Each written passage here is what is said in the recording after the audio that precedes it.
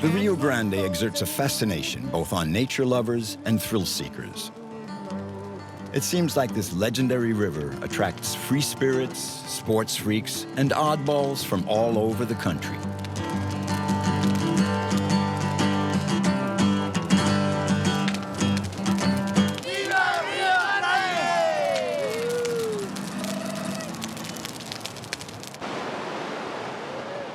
They've been waiting months for this moment.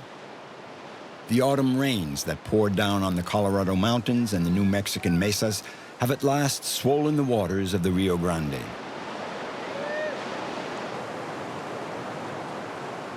Today, the river has the fury of a mountain torrent. This little community of kayakers can kick off the season. The region around Taos in the northern part of the state is a paradise for them. This is where Sara von Gilder-Rain lives.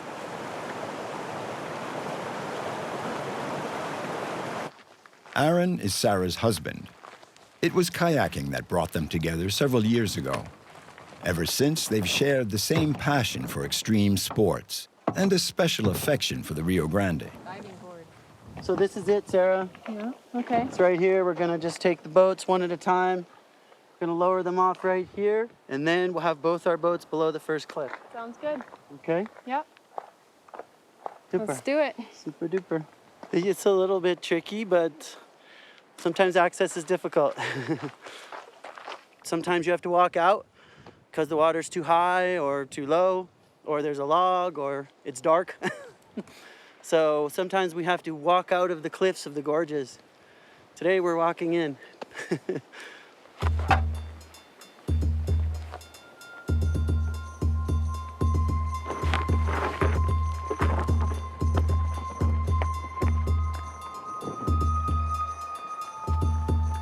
Okay, Aaron, I'm ready for the kayak.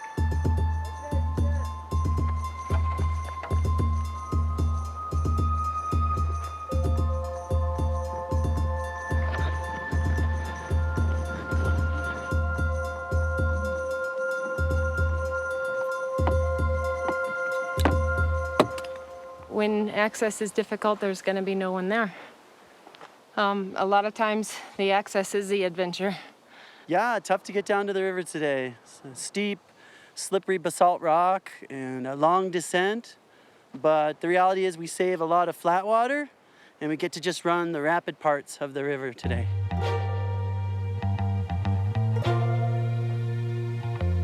So are we going down there or what?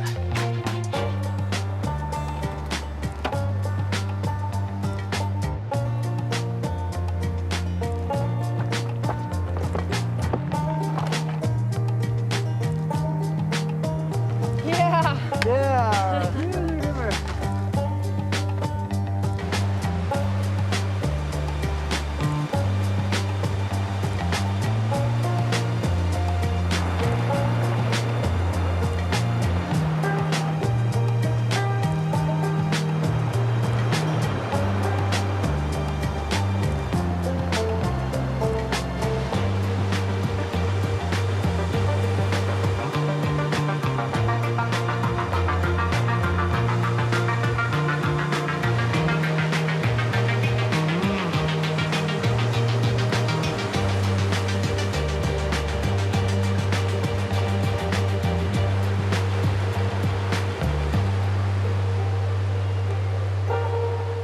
It appears to look easy a lot of times. People often think that they can do something because we make it look so easy, which is great because I like to be inspirational and I want to be inspirational.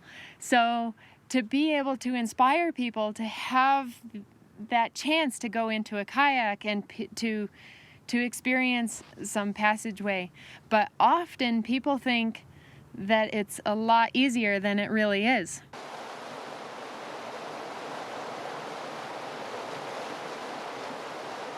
Whitewater kayaking is a dangerous sport. The river has its quirks, and it's best to check out the tricky spots beforehand, like a rally driver. It's kind of a kayak saying that when you scout, The time that you look at the scary part is the time that you're going to be in the scary part. Getting worked, they say. I don't want to get worked.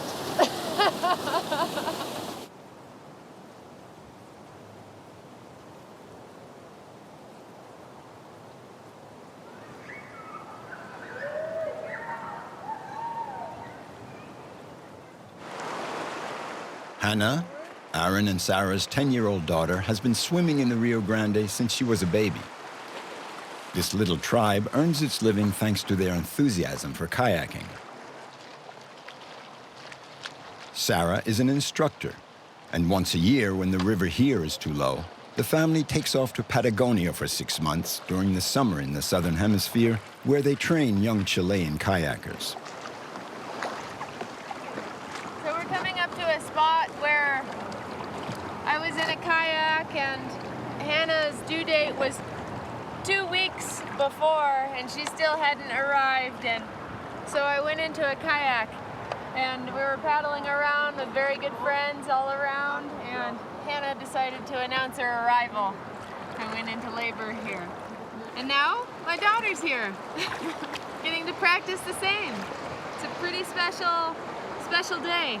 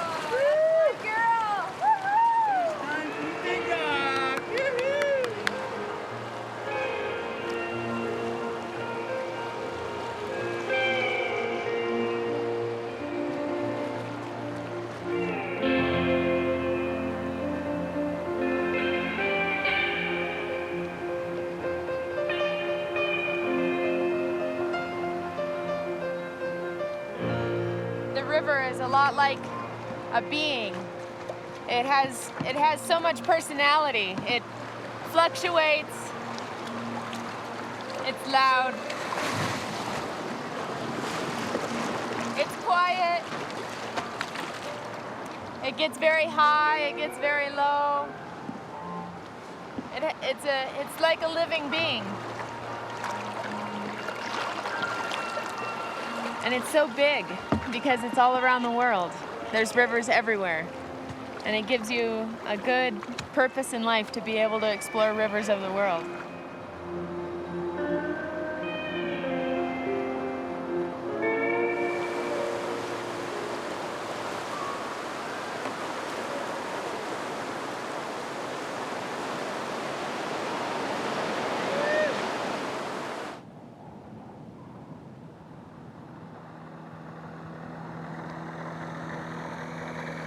Sarah goes to meet her friend Chris at the first light of dawn.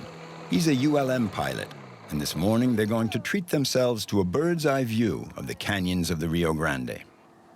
The region around Taos acts like a magnet on lovers of wide-open spaces. The hardy souls who have settled here are in contact with nature all year round. Not only is it a favorite spot for kayaking, it's also one of the best places in the country for skiing.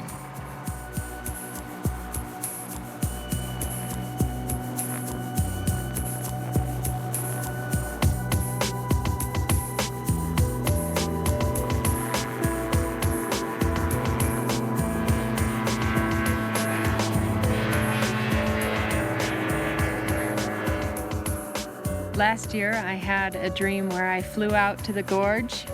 I was hovering over the gorge and I turned back around and I flew back and it was sunrise.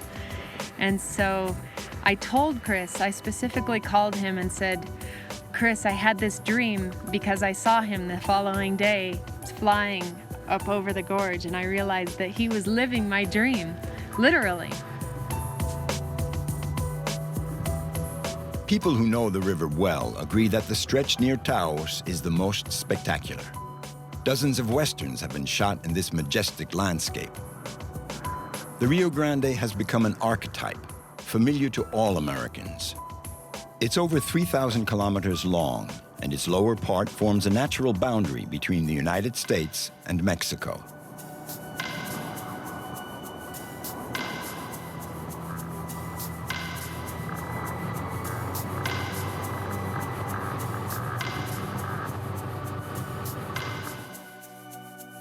It's so quiet up there too. Just the way that the ULM flies, it's very peaceful. You go up there, the air's warmer actually, and you get up there and it's very tranquil, wonderful. It's majestic. Taos, land of enchantment.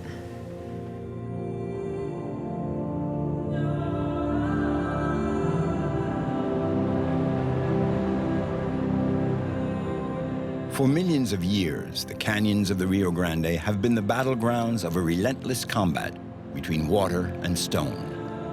Sara has found her equilibrium in this struggle and the power of the water.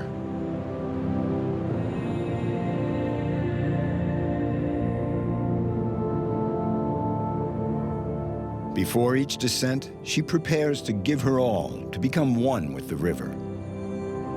This is her way of living in harmony with a raw, tumultuous realm forever in movement.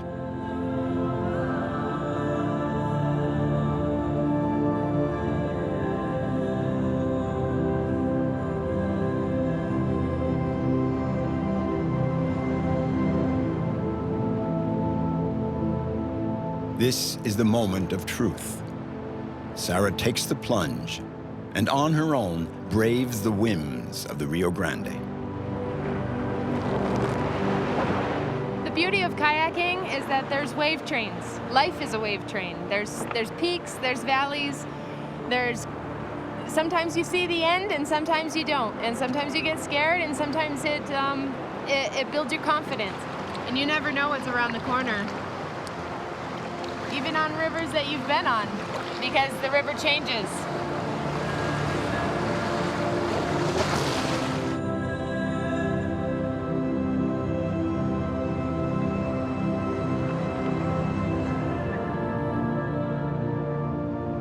With nature surrounding me and me in my kayak, I love the idea of floating on top of the water because I know there's a world below me and a world above me, and I'm right on that edge. I'm right on that line.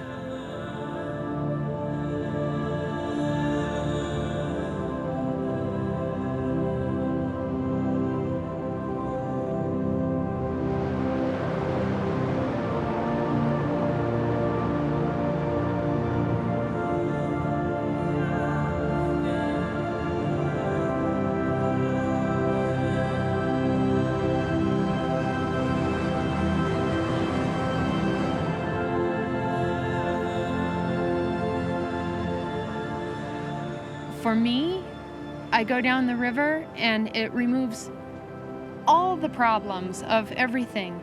And it makes me realize that the small things, the big things, nothing really matters a whole lot.